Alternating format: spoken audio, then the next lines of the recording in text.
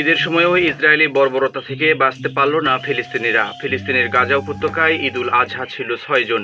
তার পরের দিন 7 জুন ইসরায়েলি বিমান বাহিনীর গোলাবর্ষণে উপত্যকা জুড়ে নিহত হয়েছে অন্তত 75 জন এবং আহত হয়েছে আরও প্রায় 100 জন।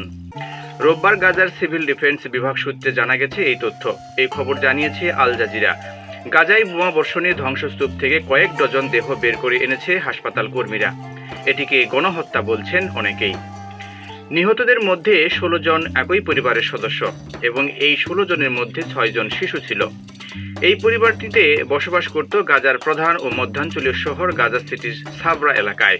ফিলিস্তিনের সিভিল ডিফেন্স বিভাগের মুখপাত্র মাহমুদ বাসেল আল জাজিরাকে বলেন, বিমান অভিযানের আগে কোনো সতর্ক সংকেত বা সাইরেন দেওয়া হয়নি।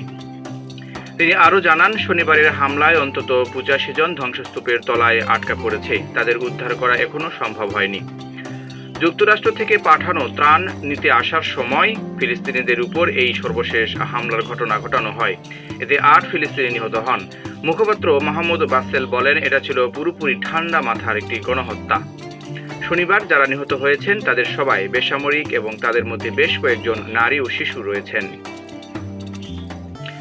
ইসরায়েলি সেনাবাহিনীর দাবি, তারা মুজাহিদিন ব্রিগেডের নেতা আসাদ আবু শরিয়াকে হত্যা করেছে, যিনি 2023 সালে হামাস নেতৃত্বাধীন হামলায় অংশ নিয়েছিলেন বলে টাইমস অফ ইসরায়েলের খবরে বলা হয়েছে। হামাসও টেলিগ্রাম বার্তায় আসাদ শহীদ হওয়ার খবরটি নিশ্চিত করেছেন।